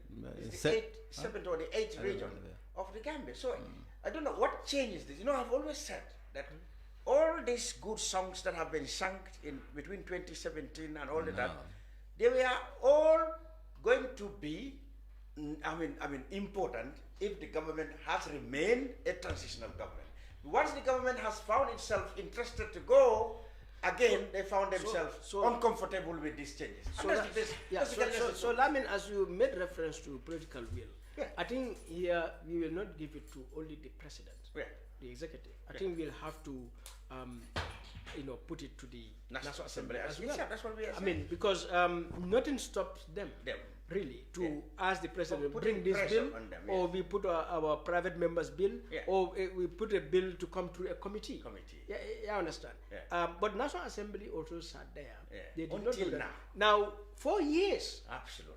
4 years. You know, I mean, these are all legal reforms you should have done a long time ago. So we wait until first at the eve of the election. We are talking about such a fundamental issue. Now, that is a problem. Both of you are to blame, the legislature and the executive. So how are you going to blame us? Well, we're going to take the topic now to one last item that happened in the course of the last week. That is the much talk about $200,000 honorarium. I don't know what Honorable Kamaso, you must have been listening when the former Attorney General and his successor, Solicitor General, advisor to the Justice Minister, and others have received or are to receive $200,000 as honorarium for being members of a local legal team that is fighting the case for the Gambia as it regards to the Rohingya Muslim community in Burma who have been, well, you understand Burma, Myanmar, but let me say Burma, who have been subjected to persecution by the government in Burma. It raised a lot of, issues, controversies, if you like. People said it's outright corruption. The ministers came to defend that it wasn't the corruption, it was purely legal. Some people said there are moral issues concerning it because the money probably could have been used in something else rather than directly going to the pockets of the officials. And in any case, many people didn't even know that there was a local legal team. If it wasn't known to the public. So what do you make of that? Here again, I go back to the issue of unawareness. Even everybody wasn't aware of this? No, including me. I was aware of it. You weren't even aware? No. Oh, okay. But now that you are aware, what's your position on that? What do you think? It is wrong. For them to pocket this money? Yeah. But even though they are the ones who work. No, they work on behalf of the Gambia. I'm not even saying the Gambia government. I'm saying they worked on behalf of the Gambians. Because they used the name of the Gambia in whatever they were doing. They were supposed to be the legal team, local legal team. Yes. If the international team is paid $5 million, they too deserve some honorarium, isn't it? No, it should belong to the Gambian people. Madi, okay. You commented on this actually. Yeah, I mean, for me... Your position, you show it as outright corruption or what? Or not transparent? Well, certainly it's not transparent, and indeed, I agree it's corruption, because I find it to be unethical and illegal. So for me, it's unjustifiable. But everybody, including the Attorney General, said there's nothing illegal. It's not ethical. Yeah. The simple word here is it's not ethical. Okay. I mean, I've listened to the interviews and read the stories, and the arguments they give are totally out of place. As Madam Kamaso just highlighted here, they were acting on behalf of the Gambia. Gambia is a member of the OIC, and like many other international organizations. So if OIC has an agenda and they give the task to the Gambia to execute, Gambia would have to do that. Gambian officials would have to do that. And they are doing that because they are the officials at the Ministry of Justice. It could have been about education or healthcare or agriculture. So those are the particular ministry would have to perform this task. And this task is such that you can justify hiring a lawyer, for the Gambia, as a client here, and so we will pay that lawyer. So that could be international lawyers, as they did, but they could have even hired local legal private firm to work with that international private firm. Yeah, I understand. So that the role of the ministry would be to facilitate this process. So if anything, Gambia's time, the minister's time, the office, working on these issue in the office, you'll put on internet, you'll put on electricity. They will travel to Geneva, anywhere, to the Hague, or whatever they do. That's office time, office cost. So Gambia could have, in that agreement, if they did any agreement, they could have said for Gambia's admin and operational cost 5 million, which could have gone to the Gambia, should have come to the Gambia government, particularly to the Ministry of Justice, to uplift, the institutional and human capacity of that ministry. But to say a local legal team comprising the Minister and Solicitor General, I find that to be unethical.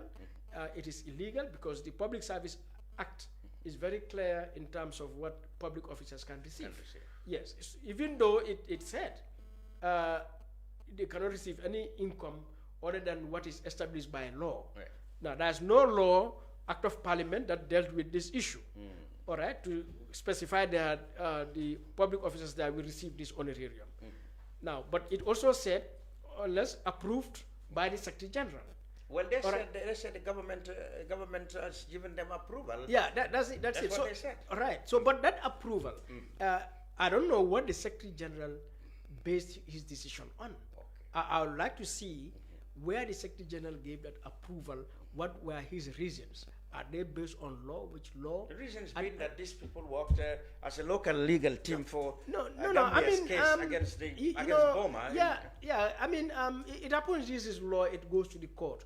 But every day, Gambians are working on these kinds of issues in different sectors. Okay. All right. And if you check, normally, if you check, because we have say World Bank projects. Yes, that's right. At what ministry, UN projects, and so on. They will hire project staff. You understand? They will hire project staff. Yeah. But they don't get honorariums. Not so. People who work in projects that are coordinated internationally, they get honorariums. Well, quite all right. Well, that's what has been said. Let them give evidence of that. But like I said, even if those people receive honorarium, because there are a lot of things happening in our public, even in our civil society. When you look at it strictly, there may not be a law for transport refund for people when they go to workshop. Yes. National Assembly members, they receive transport refund. Oh. You and I, when we go to workshop, we receive transport refund. But for me, really, I think it's unethical. It's unethical. Because if my institution sends me to a meeting at Carabao Hotel, it's part of my work. I get salary. They give me pay. Yes, and the transport refund they give me, in fact, I'm driving an official vehicle to go to that workshop. Right. Yeah, I understand. And so I join your vehicle to give me a lift. I don't even use the money for transport. But these are things we have normalized in the Gambia. And I think this is all part of the cleansing we need to do in this country. To give more transport. Madi, what's your position on this? Well, for me, if the OIC want us to take this case in Boma or whatever, and money should be paid for that service, it should have been between them, OIC, and Gambia government, and the money should go to the coffers of the government. If, by extension, Gambia government is now, giving the go ahead to our Attorney General and the Solicitor General to do the legal activities there, the locality. Yeah, to go there, then they are entitled the government is entitled to facilitate their movements and pay their... Which they do, by giving them airfares and... yes. But if it is directly from the OIC and then to them, well, I don't think that is correct. In fact, at first when I saw at the beginning, when the former Attorney General was defending them in The Hague, question is on whose ticket? On whose ticket? Gambia government? Yeah, that's what I asked. If it is on Gambia government ticket, then they should just be entitled to the normal per diems and but not extra. Yes. Okay, this is a special fund set up by the OIC to fund the legal fees for Gambia or for the case against Boma in terms of the Rohingyas versus Boma. Now, it was said that the Gambia, because of Ba's influence or Ba's whatever, the Gambia was chosen, since Ba had really impressed them, to put the case, and of course, because of the fact that Gambia is a member of the Rome Statute. OIC as an organization cannot go to court. They are not a member of the Rome Statute. Since Gambia is a member of the Rome Statute like any other nation, and since it was Gambia who was spearheading it, Gambia can take the case, but OIC as an organization will fund it. A special fund was created by the OIC to fund it. A legal team was hired, and they are to be paid $5 million. So, according to the Attorney General and his team, they comprise the local legal team in the Gambia who's been working with this international firm. So if the international firm gets $5 million, what is it? What is the big force about them being the local team getting honorarium? Not even a payment for honorarium. Well, if it goes that way, that's how I say it. If it goes that way, yeah. I think the best thing, the ideal thing they should have done was during that period, take a leave. But like other speakers said, if they don't take leave and they are still officials of the Gambian government, and they go and they left some of their official activities here, well, that makes it even more. And who sponsor? Ideally, it would.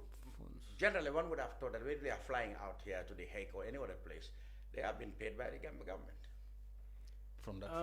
So Jam, those are all rationalizations. So, my view is that there could have been questions of moral and ethical issues about the matter. Like, for example, I have never been privy to any information that says, okay, there is a local legal team on the ground. I've never had it until when the honorariums arrive or whatever. So, shouldn't it, if there existed, shouldn't it have been known that, okay, the Gambia has now been... So, the point is, until now, they are not willing to be transparent on this issue, because this is not just the 200,000. Yeah, in fact, some say it's going to be annual. As long as the trial lasts, they will get this honorarium. So any one of them can get a cool million. So it's $1 million by the time so the it's case ends. 420 or so thousand per annum for 5 years. How? All right. Regardless of the amount, I'm just saying it's unethical and it's illegal. What would have been the appropriate thing, as they hired an international legal team, you hire a local legal team. In any case, a private firm. In any case, the Ministry of Justice, as the government body, this is your case. Exactly. You don't get paid for that. This is your case on behalf of OIC, as a body representing the Ummah, one of whose members is being persecuted in a foreign country. So facilitate this matter before it's not ICC, it's actually ICJ, International Court of Justice. Yeah, so that we get justice for our fellow Muslims over there. Okay. If any payments has to come, all the cost should be borne by the OIC, and OIC can compensate the Gambia for the, taking our time to execute this function. And it's an opportunity, really, for our ministers should have really vouch for the Gambia, so that through this we take the opportunity to build the capacity of our Ministry of Justice, our judiciary, and other things. So that is where we need to put the money in. Exactly. All right. So according to any money that should have come to the Gambia by way, or, as an offshoot of this process, should have been to the Gambia, the Ministry of Justice, to use to furnish their offices, etc. Well, rather than whatever. I mean, going to individuals. I mean, as honorarium. I mean, for me, I think it's outrageous, really. All right, gentlemen, and Honorable Madam in the House, the Honorable Douta Kamaso, National President of the PPP. I was going to actually ask you one simple question. What next for the PPP? Since you come from the upheavals of your Congress, I don't want to drag you much in, but you seem to be split into two. We are not. Are you not even three? Because people said Bakari Dabo actually is the person having real PPP people. You just have a name. I put Bakari in the past. Hence, he has formed his own political party. Okay, he's in the past. But Tumanja is not in the past. He's still claiming. He's in the past. We have expelled her from the party. She still claims that she is. Yes, she can claim. But PPP has its constitution, and we have our principles. And anyone who misbehaves with our party, you will be expelled, including me. You didn't believe that the real PPP people are with Bakari Dabo? You just have the name. You don't have true blood PPP people? No, I don't believe in that. Bakari came to this country 4 months before our Congress. the Congress before this one. Even if I was aware of that, the fact that they were going to nominate Bakari to contest that, I will oppose it. But it was illegal. But all the people who mattered in the PPP, nobody except Omar Jallo, I'm talking to you, I know, Ceesay, Kalilu Singate, so many others who agreed that PPP, they were supporting Bakari Dabo, except OJ. Because we believe in democracy. That's why we allow him to contest. Okay. All right. You said that's in the past. He's gone on to for form me, his he's party, in the past. Gambia for All. In fact, he has his own party, and then I think he can go along with his party. And Tumanja is going to court. He's alleging that she can go to court. The Congress. I'm a member of disciplinary committee in PPP. She can take us to court. Well, she claimed that the Congress in Brikawa was a farce. But she did not claim how she misbehaved at that Congress. Well, that's a story for another day. Yes. Okay. What I want to tell you about that is a party That's the issue. thing of the past. That's a party issue, and we are going to deal with it. Fantastic. PPP is moving forward. It's a registered political party, and we are ready to nurture our youth to lead the party in the future. Fantastic. All right, Honorable. Politics is all about the people. Yes. It's not about personalities. It's about the voters. Okay. If you can convince, you may never know who can be the next government in this country. Is it the PPP? You see why I bring back? If I can even convince you, you can come over to the United See why, Madi, if you can. The two That means Madis, if you can. Yeah. The two Madis, help me here. Why I brought the issue of Bakari Dabo, Honorable Kamaso, is that you see, many people believe, even those who naturally are not PPP supporters from the word go, like I said, people from NCP, people from DOI perhaps, and people from GP, what was Asan Musa's party, GPP, etc. You know, people believe that, you know, the opportunity the PPP has to catch up with the lost past under Jammeh's dictatorship, it would have been much easier to have the party more acceptable if you have a person like Bakari Dabo and not Papa Njai going to the people together. So they said you lost an opportunity there. I totally agree to that. You agree with that? Yeah, so I disagree. Oh, you disagree? With Bakari Dabo. Okay. Let me tell you why. Bakari was a member of the PPP. He was a member of the executive. Yes, he held the second highest position in PPP. In government. In government. Not in the PPP. You see, I don't hide my feelings. Yes. I don't. Yeah. Bakari, when the coup d'etat happened in this country, he was with them. No. He was called. He actually fled the country. Yes, he was called. To he come. He should not have come back. He should not have taken that position. He should not have supported Jammeh to say PPP was corrupt. If PPP was corrupt, he was corrupt. With all due respect. He was corrupted. We just had Fatou. No, with due respect. I would not agree with you. We have Fatou by saying that some things that might look illegal might look legal in the sense the country needed him at the time. I had Jammeh himself saying when he was at his very first press conference whether he would like to work with anybody in the Jawara government, he said maybe Bakari Dabo. He needed people. He said it himself. Let me tell you something. Jammeh said this. Jammeh. So there was some quality with Bakari Dabo. I cannot say that. But in any case, what I'm saying, Jammeh was an intelligent person. Yes. He needed people at that time to put him in So if Bakari worked with him, you worked with him as an MP? I did. So they do.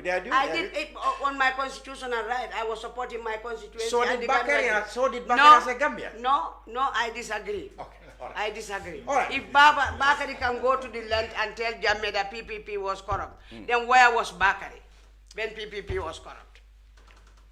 Good point. We will end it there, Honorable. Yeah. Thank you very much for coming.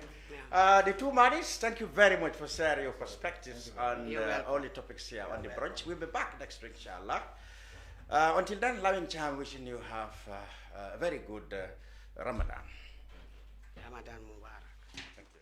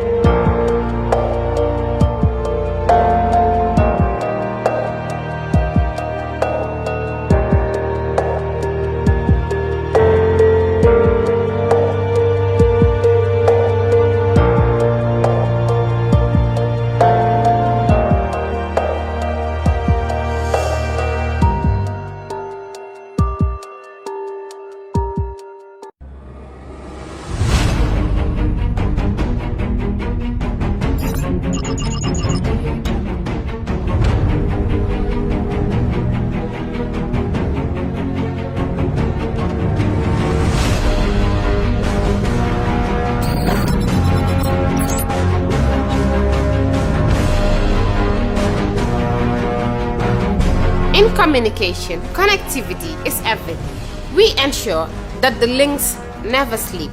Quantities and qualities, all in our data service, providing efficient, reliable voice and data service. We believe if you're not up to speed, then you're going backwards. Communications have to flow as fast as the speed of light. Whatever business you're in, having someone who understands your needs is critical. That is why we just don't offer you technology, we offer you solutions. Enjoy Gamtel's internet broadband anytime, anywhere. Your national operator, Gamtel, Yaibaram.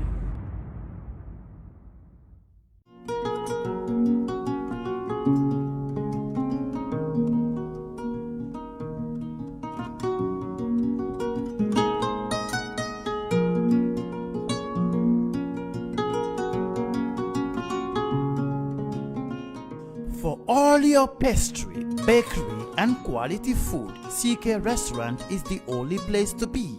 We do catering for birthdays, weddings, and all related services. We have all kinds of local foods, American, European, and even beyond.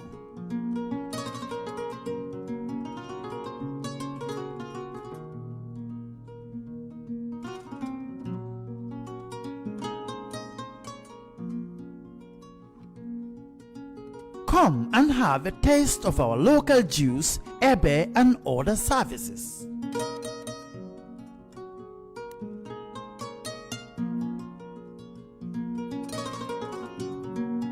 At Sika Restaurant, customer satisfaction is our priority. We live in a day and age where technology is creating a world without borders, filled with unlimited potential to improve the lives of the people around us.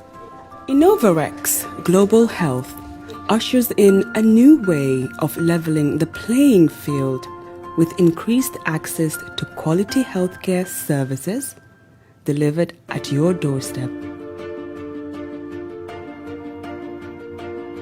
Our qualified professionals are equipped with state-of-the-art point-of-care testing technology to conduct tests such as kidney function, liver function, electrolyte tests, body composition, hemoglobin, A1C, and many more services with the highest efficiency in delivering results. The addition to our flagship Wellness on Wheels, more fondly known as WOW Delivery Service, brings the entire clinical experience full circle. IGH has remained committed to creating the future of healthcare delivery. Gone are the days of sending loved ones outside the country for basic medical services. Innovarex Global Health offers a new peace of mind and takes pride in delivering the quality of care we all deserve.